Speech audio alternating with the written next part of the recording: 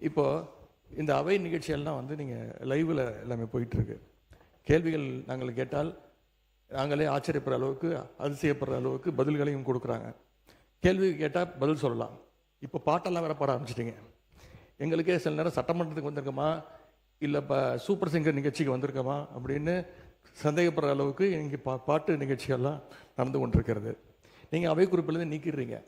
ஆனால் இதெல்லாம் நேரடி தொலைக்காட்சியில் போகும்போது இதெல்லாம் வந்து யூடியூப் சேனல்லையும் சோஷியல் மீடியாலையும் ரீல்ஸாக கட் செய்யப்பட்டு அதிகமாக ஷேர் செய்யப்படுகிறது. போன 5 வருஷம் இவங்க என்ன ரீல்ஸ் விட்டாங்க, என்ன பாட்டு பாடினாங்க, பாராளுமன்றத்திலே பதவி இருக்கும் பொழுது எங்களுடைய எந்த கட்சி தலைவரும் எந்த கட்சி தலைவரையும் பத்தி வந்து உறுதிமொழி எடுக்கல. அவரை பத்தி பேசிதான் வந்து உறுதிமொழி எடுத்தாங்க. பாராளுமன்றத்திலேயே தமிழ்நாட்டுடைய புகழ் பெரியாரை பத்தியோ அண்ணாவை பத்தியோ பேசல. ஒவ்வொரு எம்பியும் போய் யாரை பத்தி வந்து பதவி பிரமாணம் பண்ணாங்கிறது மக்களுக்கு தெரியும். இந்த நேற்று முன்தினம் இந்த பேரவையில் பேசின நம்முடைய முதலமைச்சர் அவர்கள் தன்னுடைய டேபிளில் 3 ஃபைல்ஸ் இருப்பதாகவும் அந்த ஃபைல்ஸை வந்து அவர் திறந்து பார்க்க வச்சிடாதீங்க அப்படிங்கிற தோணியில் எங்களுடைய அரசை குற்றம் சாட்டுகின்ற வகையில் குறிப்பிட்டு பேசியிருக்கிறாரு. அந்த ஃபைல்ஸை நாங்கள் கேட்டுக்கொள்வது, தயவு செய்து அவர் திறந்து பார்க்க வேண்டும், அதன் மீது அவர் ஆக்ஷன் எடுக்க வேண்டும். எதற்காக பயப்படுறீங்க, எதற்காக காலம் தாழ்த்துறீங்க, இதையே 3 மாசமா சொல்லிட்டு இருக்கிறீங்க.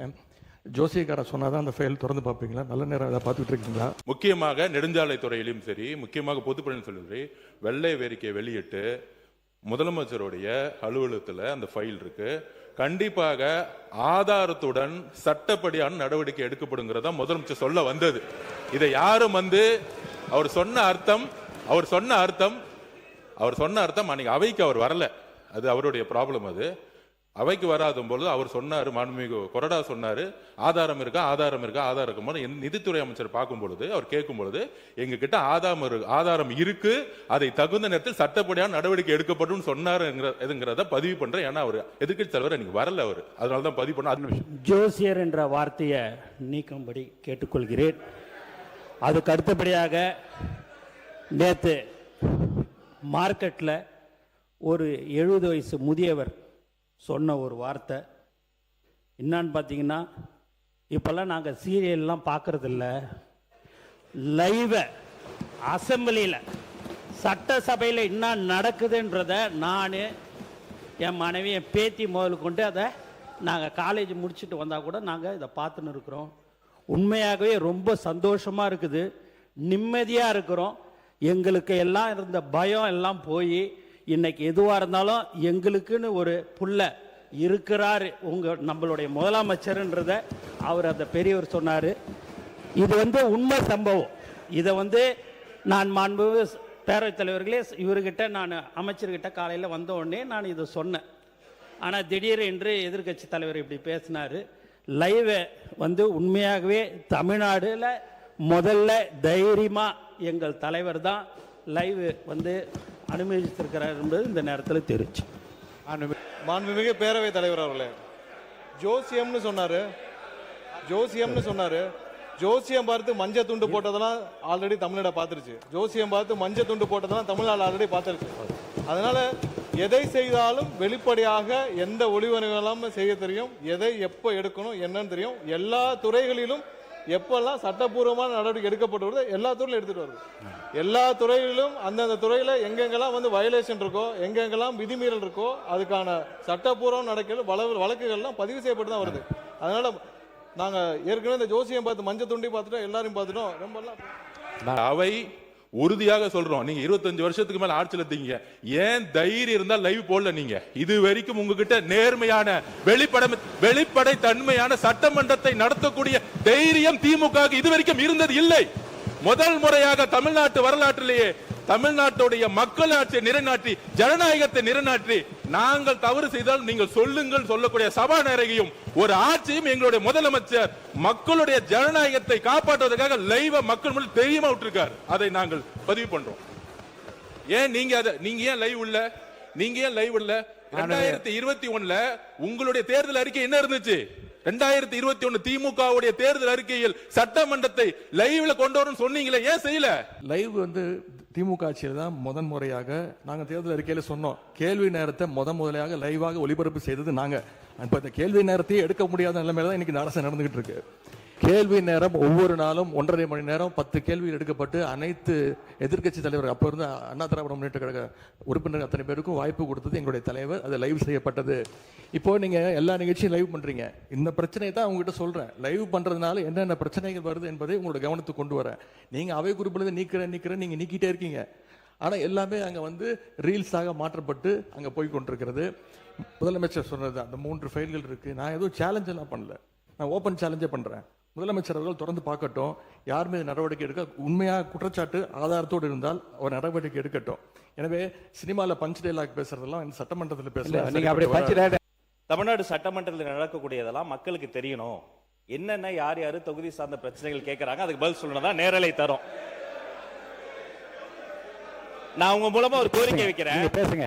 உங்க மூலமா ஒரு கோரிக்கை வைக்கிறேன். முதல் கோரிக்கை என்னன்னா, நம்மளுடைய கேமரா டீம் வந்து இந்த எதிர்க்கட்சி வரிசை வந்து தொடர்ச்சியா அப்படி கமெண்ட் அடிக்கிறது, உரிமையில பேசுறது, லாஸ்ட் பெஞ்ச்ல இருந்தா டாக்டர் குடுகுடுன்னு எஞ்சி இங்க நடுவில் ஓடி வர்றது, இதையும் சேர்த்து ஸ்பிளிட் ஸ்கிரீன்ல காட்டுங்க.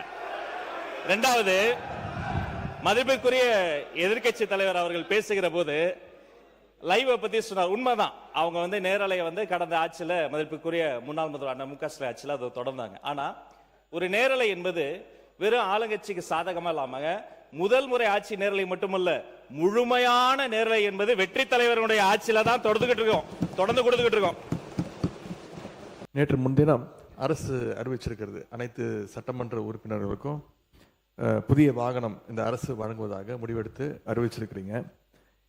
எங்களுடைய திராவிட முன்னேற்ற கழகத்துடைய நிலைமை இந்த அரசுல சபையில நான் பதிய வைக்க விரும்புகின்றேன். ஏற்கனவே தமிழ்நாடு அரசு கடும் நிதி நெருக்கடியில் இருப்பதாக மாண்புமிகு முதலமைச்சர் அவர்களே கூறி வருவதால் எங்களுடைய கழக தலைவர் மாண்புமிகு முன்னாள் முதலமைச்சர் திரு முத்துவேல் கருணாநிதி ஸ்டாலின் அவர்களின் அறிவுறுத்தலின் பேரில் திராவிட முன்னேற்ற கழகத்தைச் சேர்ந்த 59 சட்டமன்ற உறுப்பினர்கள் இவ்வாகனங்களை பெறுவதில்லை என்று முடிவெடுத்துள்ளோம்.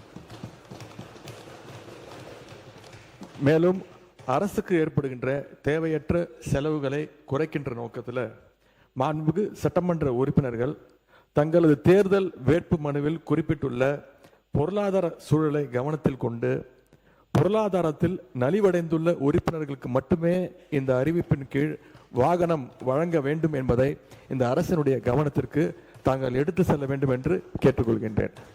பொதுவா அவையை பொறுத்த வரைக்கும் எல்லோரும் சமம்னு நினைக்கக்கூடிய ஒரு முதலமைச்சர், அதுதான் வந்து ஒரு புரோட்டோகால்.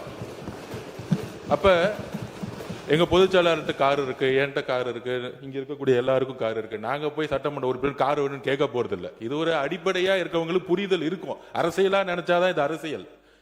எங்க ஏழ்மையா இருக்காங்களோ அவங்க விண்ணப்பத்தை கொடுப்பாங்க.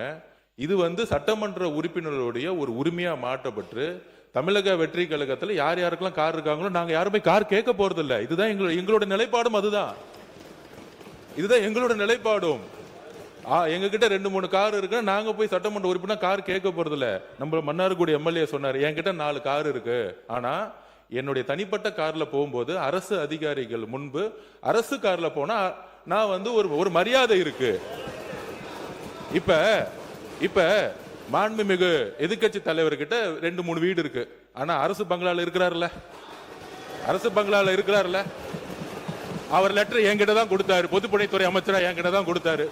எனக்கு அரசு துறையுடைய பங்களா வேணும்னு கொடுத்தாரு. உடனே நம்ம கேட்க முடியுமா? மாண்புமிகு எதிர்க்கட்சி தலைவருக்கு 2-3 பங்களா இருக்கு, அதனால அரசு துறை பங்களா வந்து கொடுக்க மாட்டோம்னு சொல்ல முடியுமா? எங்களுடைய முதலமைச்சர் சொன்னாரு, அவர் கோரிக்கை கொடுத்தாரு, உடனடியா கொடுத்துருவோம்னு சொன்னோம். இது வந்து உடனே இல்ல இங்க இருக்கவங்க எல்லாருக்கும், அதாவது இங்க இருக்க எல்லாருக்கும் பங்களா கொடுக்கலாமான்னு கிடையாது. இது வந்து ஒரு புரோட்டோகால், அவ்வளவுதான். இந்த புரோட்டோகால்ல அமைச்சர்களுக்கு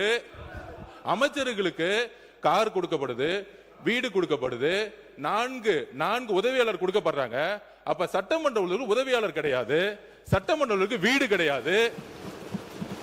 சட்டமன்ற உறுப்பினர்களுக்கு நீங்க உங்களுடைய தேர்தல் பத்திரத்துல கார் இல்லைன்னு சொல்லலாம், வீடு இல்லைன்னு சொல்லலாம், 10,000 ரூபாய் பணம் இருக்குன்னு சொல்லலாம். ஆனா எங்க கிட்ட பல்வேறு சட்டமன்ற உறுப்பினர்கிட்ட எங்க கட்சியில் சொந்த வீடு இல்லாதவங்க இருக்காங்க, கார் இல்லாம இருக்காங்க. அது மாதிரி மற்ற கட்சிகளையும், தாவேகா மட்டும் இல்ல, எல்லா கட்சியும், கம்யூனிஸ்ட் தோழர்கள், அங்கிருந்து வராங்க. அந்த மாரிமுத்து அண்ணன் கிட்ட கார் கிடையாது. இதுதான் கம்யூனிஸ்ட் தோழர்களுடைய நிலைப்பாடு. அப்ப ஒரு அறிவிப்பு வரும் பொழுது இந்த கட்சியோடைய சட்டமன்ற உறுப்பினர், இந்த கட்சியோடைய உறுப்பினர்களுக்கு அறிவிப்பு வராது. முதலமைச்சர் பொதுவா எல்லோருக்கும் ஒரு அறிவிப்பை கொடுக்கிறாரு. அதுல தமிழக வெற்றி கழகத்தோட நிலைப்பாடு ஏற்கனவே கார் இருக்கவங்க அப்ளை பண்ண மாட்டாங்க. இதுதான் நிலைப்பாடு. இது எல்லா கட்சியோட நிலைப்பாடு அப்படிதான். ஆனா அறிவிப்பு தனி செயலாளர்ங்கிற அறிவிப்பு ஒரு சட்டமன்ற உறுப்பினர் 3 லட்சம் மக்களை போய் பார்க்க வேண்டிய நிர்பந்தம் இருக்கு. அவரோட தொகுதிக்கு போக வேண்டிய நிர்பந்தம் இருக்கு. ஊர்ல இருந்து வர வேண்டிய நிர்பந்தம் இருக்கு. அதனால இது ஒரு உரிமையா பண்ணிருக்காரு தவிர இதுல ஆடம்பரம், காருங்கிறது ஆடம்பரம் கிடையாது. மக்களை சந்திக்கக்கூடிய ஒரு தேவை.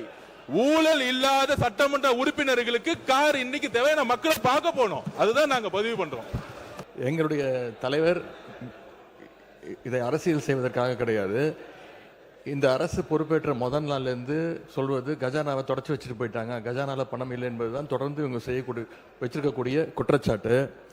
அது மட்டும் இல்லை, இவங்களோட தேர்தல் பிரச்சாரத்தில் இப்போ இருக்கக்கூடிய அமைச்சர்கள், சட்டமன்ற உறுப்பினர்கள், அவங்க இயக்கத்தை சேர்ந்தவங்க நிறைய பேர் சொல்லியிருக்கிறாங்க, தொடர்ந்து இலவசமாக கொடுக்குறீங்க, எல்லாத்தையும் இலவசமாக கொடுக்குறீங்கன்னு இவங்க குற்றம் சாட்டிட்டு இன்னைக்கு காரை இலவசமாக நீங்கள் கொடுக்குறீங்க. அது உங்க முதலமைச்சருடைய உரிமை.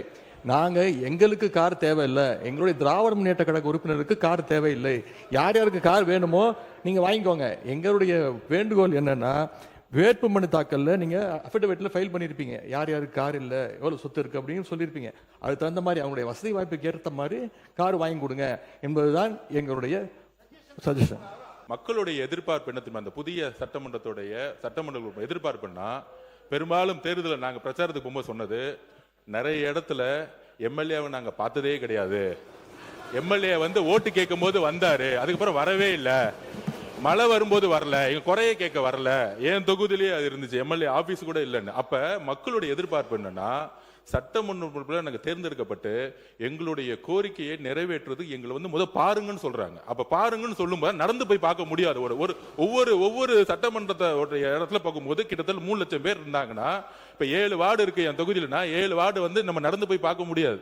அப்ப இது வந்து ஆடம்பரம் கிடையாது. இது அரசியல் ரீதியா நம்ம வந்து அமைச்சருக்கு எப்படி வந்து மூத்த உறுப்பினர் சொன்னாரோ அது வந்து அரசே கொடுத்திருக்கும். சட்டமன்ற உறுப்பினர்களுக்கு இது ஆடம்பரம் கிடையாது. ஒவ்வொரு சட்டமன்ற உறுப்பினர் மக்களை போய் சந்திக்க வேண்டும் என்ற எண்ணத்தில் தான் மாண்புமிகு முதலமைச்சர் இந்த காரை வந்து அனௌன்ஸ் பண்ணியிருக்காரு. மக்களை சந்திக்க வேண்டும், இதுதான் முக்கிய கோரிக்கை.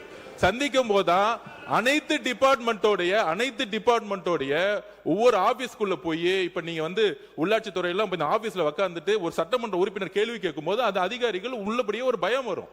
இல்ல வீட்டுக்குள்ளேயே உட்கார்ந்துகிட்டு நம்ம வந்து ஒரு அரசியல் செய்ய முடியாது. மக்களுடைய தேவைகளை ஒவ்வொரு தெருவா செய்யணும். அதுக்குதான் இந்த இதை தவிர இது ஆடம்பரம் கிடையாது. எதிர்கட்சி தலைவருடைய நிலைப்பாடுல நாங்களும் இருக்கோம். யார் யாருக்கெல்லாம் கார் இருக்கு அவங்க ஆட்டோமேட்டிக்கா யாரும் அப்ளை பண்ண போறது இல்லை. ஆனா ஒரு முதலமைச்சருடைய அறிவிப்பு பொதுவான அறிவிப்பா தான் இருக்க முடியும். இதுதான் ஒரு அரசுடைய புரோட்டோகால்.